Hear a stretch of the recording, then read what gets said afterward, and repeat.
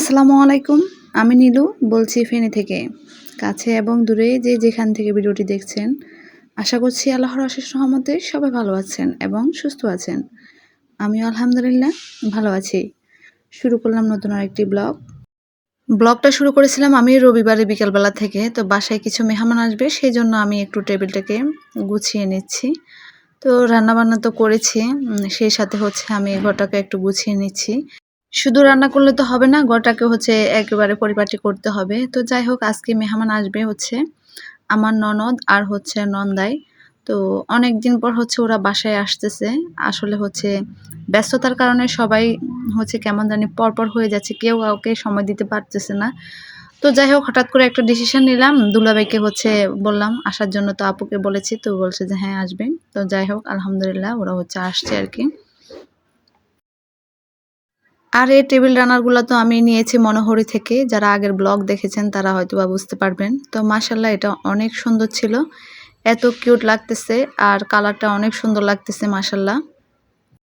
তো আমি এই তো সব কিছু দিয়ে হচ্ছে টেবিলটাকে গুছিয়ে নিলাম। তারপর এখানে চলে আসলাম বাফা পিঠা তৈরি করার জন্য। আমি সন্ধ্যার সময় হচ্ছে এগুলা তৈরি করে নিচ্ছি, যেহেতু আপুদেরকে বলেছি সন্ধ্যার সময় আসতে। আসলে অনেকগুলো পিঠাই বানিয়েছি, কোনোটা রেসিপি দিতে পারিনি, কারণ হচ্ছে এত তাড়াহুড়া করে কাজ করতে হয়। একা হাতে সব কিছু করলে তো হচ্ছে আর ভিডিও করা যায় না। তো ভিডিও করতে গেলে হয় কি আরও অনেক লেট হয়ে যায়, কাজের ক্ষতি হয়। তো সেই জন্য হচ্ছে কোনো একটা রেসিপি আমি পুরোই দেখাতে পারলাম না। তো সেই জন্য আন্তরিকভাবে দুঃখিত। এদিকে বাফা পিঠার সব কিছু রেডি করে রেখেছি।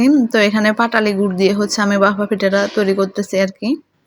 আর আজকে কয়েকদিন যাবৎ আমাদের এইদিকে হচ্ছে একেবারে লাইনের গ্যাসে এত পরিমাণ ডিস্টার্ব করতেছে যে কোন সময় গ্যাস আসে আমরা সেটাই দেখতে পাই না।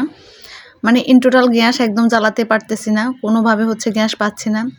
সব কিছু হচ্ছে সিলিন্ডারের বোতল দিয়ে সব কিছু তৈরি করা হচ্ছে। তো যাই হোক, কী করব এখন।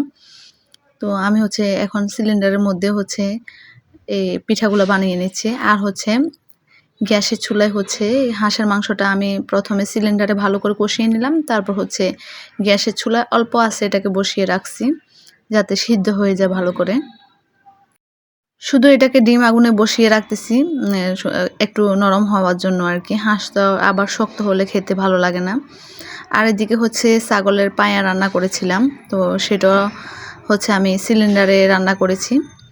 এটাও একদম সিদ্ধ হয়ে গেছে, শুধু হচ্ছে ওনারা আসলে এটাকে গরম করে দেব।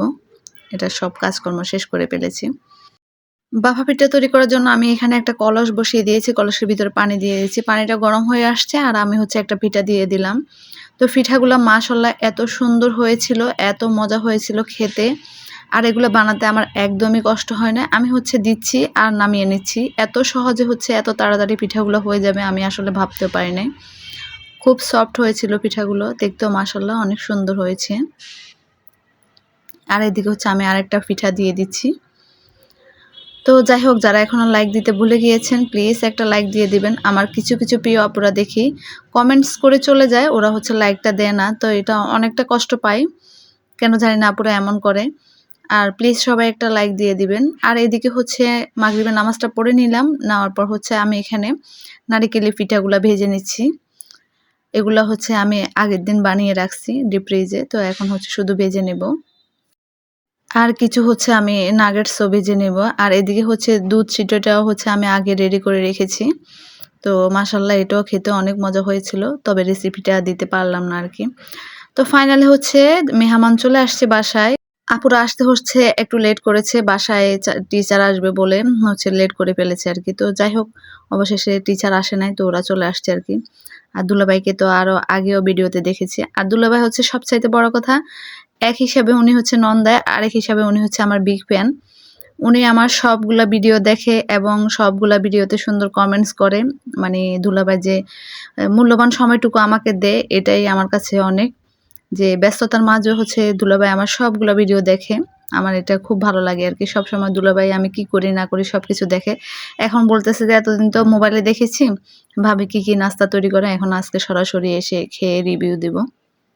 আপুর মেয়েগুলো হচ্ছে মাশাআল্লাহ অনেক কিউট, ওরা একদম শান্ত, একদম কথা কমই বলে বলতে গেলে। তো যাই হোক, আমরা হচ্ছে নাস্তা করে অনেকক্ষণ সময় নিয়েছি, গল্প করেছি, চাটা খেয়েছি। তারপর হচ্ছে রাতের খাবারটা এখন দিয়ে দিলাম আর কি, যেহেতু অনেক দেরি করে আসছে ওরা। আমি তো ভাবছিলাম ওরা মাগরিবের সময় আসবে, তাহলে হচ্ছে নাস্তা করে অনেকক্ষণ বসে গল্প করা যাবে।